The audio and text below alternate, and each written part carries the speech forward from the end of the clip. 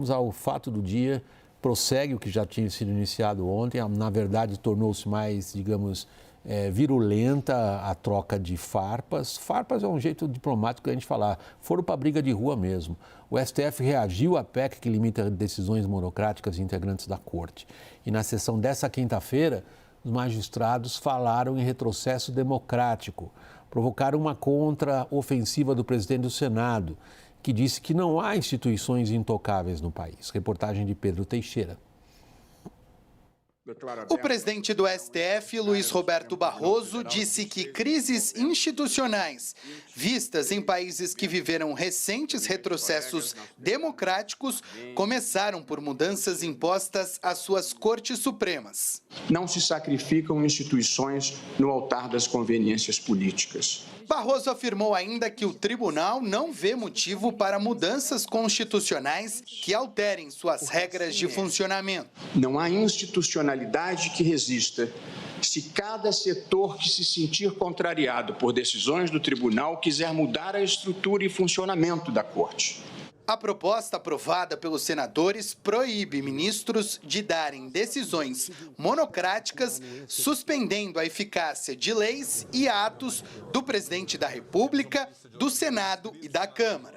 Em tom mais irritado, o ministro Gilmar Mendes disse que o Supremo não irá se submeter ao que chamou de tacão autoritário e lembrou que a separação dos poderes é cláusula pétrea e não pode ser objeto de emenda constitucional.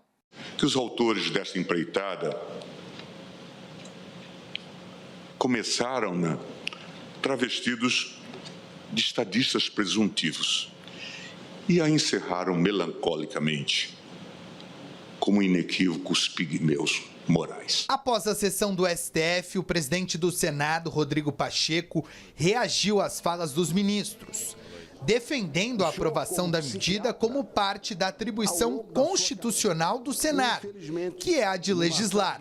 Eu reconheço que a inconstitucionalidade é a atribuição do Supremo Tribunal Federal, que é a casa guardiã da Constituição Federal, mas isso se dá por um critério que já existe há muito tempo e que deveria ser respeitado e que é ratificado nessa emenda constitucional, que é o critério da maioria absoluta de seus membros, o que não me permite fazer um debate político, tampouco receber agressões que gratuitamente eu recebi por membros do Supremo Tribunal Federal em razão de um papel constitucional que eu cumpri de buscar aprimorar a justiça do nosso país.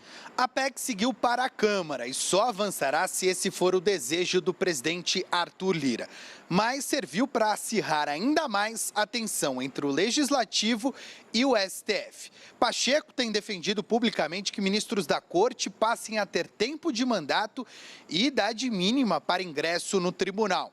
Além disso, tramita na Câmara desde outubro proposta que permitiria aos parlamentares derrubarem decisões do Supremo. Cláudio Couto, fora algum xingamento pessoal, é difícil imaginar uma contundência maior nas afirmações de parte a parte do que aquelas que a gente vem registrando e não são apenas as de hoje.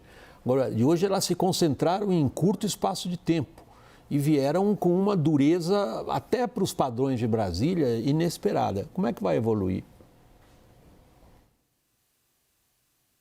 Estamos sem ouvir o áudio do professor. Agora acho que você vai Você conseguiu ouvir minha pergunta, Cláudio? Não, perfeitamente. Foi só porque eu tinha fechado o microfone aqui para evitar algum vazamento. Ótimo. Então, por favor, prossiga. Isso. O que eu acho é difícil prever exatamente o que vai acontecer do ponto de vista desse embate. O mais provável é que a gente vá ter algum tipo de arrefecimento desse processo quando essa emenda constitucional, essa proposta ainda de emenda constitucional, a PEC, chegar à Câmara dos Deputados. Porque muito provavelmente não interessa nesse momento para o presidente, melhor dizendo, da Câmara dos Deputados, o Arthur Lira, manter esse fogo alto. Primeiro porque ele mesmo recebeu há pouco tempo uma adesão monocrática do Supremo Tribunal Federal, que lhe foi muito favorável, que foi aquela referente às investigações daquele processo ali de compra de equipamentos de robótica para escolas no estado de Alagoas e que o envolvia, Chegaram até a uma lista ali em que aparecia várias vezes a referência a um tal de Arthur, com H, como é o caso dele, por alguém muito próximo a ele e com referência a valores. De repente, tudo isso foi por uma adesão monocrática do ministro Gilmar Mendes, cancelado. E o processo, a investigação simplesmente pararam. Então, veja, ele provavelmente não está querendo comprar a briga com o Supremo nesse momento. E, por outro lado, mantendo isso ali numa gaveta, caso a situação mude, ele pode a qualquer momento voltar a utilizar isso contra o próprio Supremo Tribunal Federal, se assim achar conveniente. Agora, a gente tem que olhar também para a substância dessa proposta.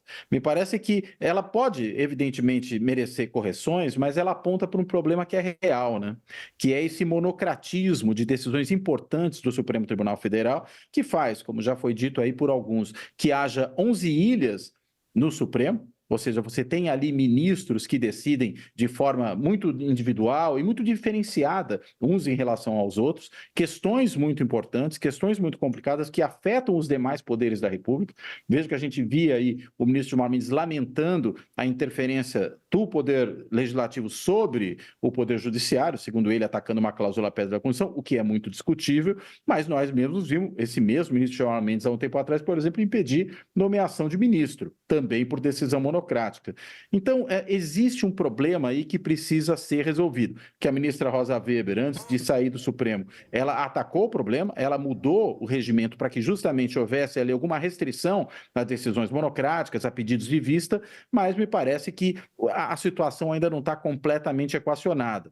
E seria bom que o próprio Supremo, em nome da sua institucionalidade, que passa pela colegialidade, que ele procurasse resolver esse problema justamente para não dar espaço para que outros poderes tentem fazê-lo.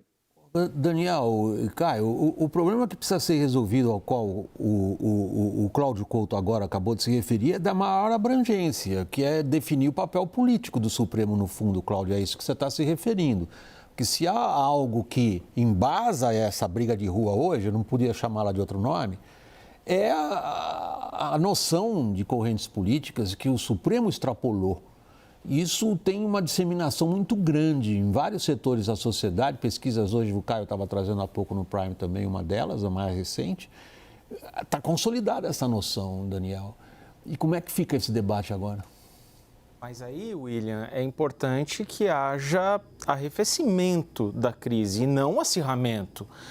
Qual é a chave disso? Certamente passa por autocontenção das partes, incluindo do Supremo. Me parece que o cálculo hoje não foi o mais efetivo em termos de resultados, se o Supremo quiser alcançar resultados, ao tratar senadores como pigmeus morais, como molecagem, que foi um adjetivo que se ouviu aqui nas apurações off the records. Isso não vai ajudar a amenizar essa crise institucional que está se formando.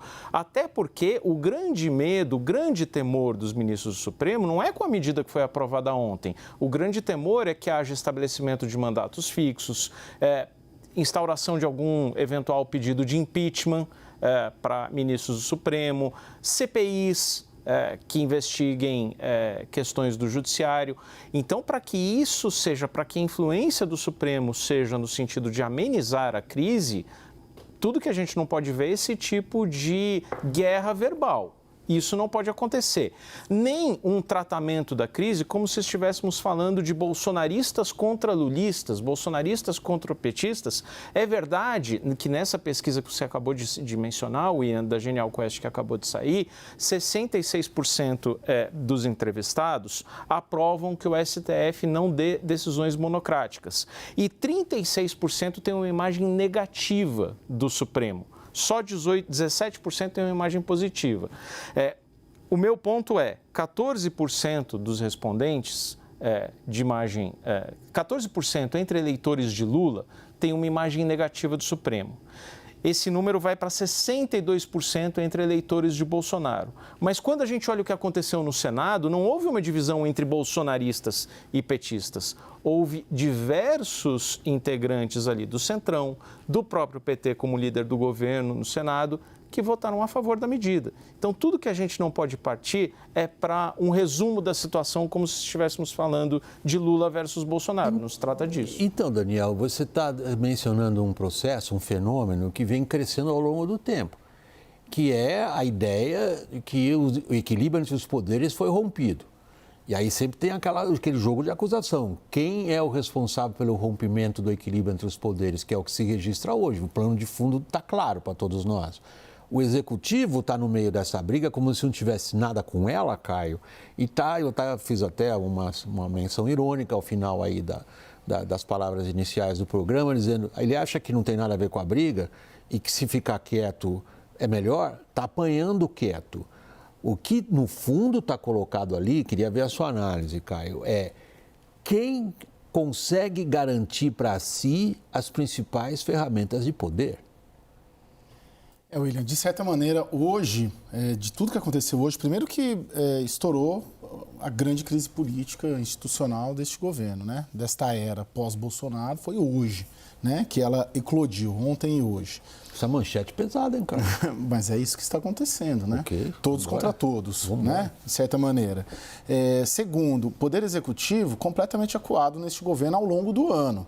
Primeiro porque tem que compartilhar poder com o Congresso Nacional, né, que já chegou assim, Congresso empoderado, e segundo porque, de certa maneira, Palácio do Planalto, presidente Lula, se sente devedor, entre aspas, do Supremo Tribunal Federal, por toda a relação que o Bolsonaro e o Supremo Tribunal Federal tiveram ao longo de 4 anos, e por toda a atuação ali do Alexandre de Moraes, até hoje, contra os bolsonaristas, contra Jair Bolsonaro. O principal líder da oposição está inelegível, né? Sem entrar no juízo de valor, se está certo ou se está errado, mas a principal liderança da oposição no Brasil hoje não pode se candidatar contra o Lula daqui a 4 anos, para dar o grau dessa relação. E tanto que o Alexandre de Moraes foi condecorado anteontem lá no Palácio do Planalto. De certa maneira, eu concordo com eles que isso vai arrefecer, mas o grande perdedor dessa crise é o Palácio do Planalto, que não está conseguindo se explicar de alguma maneira e tem, de certa maneira, também o dedo direto. Lembrando que o Congresso fez, ao aprovar a PEC, o Congresso, e eu trabalhei lá, plenarista, setorista, muitos anos, William, ele não dá as costas para a rua. O Congresso se move muito, isso é bom e ruim, a depender do momento. O Congresso, ele responde ao que a rua diz, e a pesquisa corrobora isso. Tanto que quando tem uma crise de segurança pública, o Congresso corre lá para aprovar alguma coisa.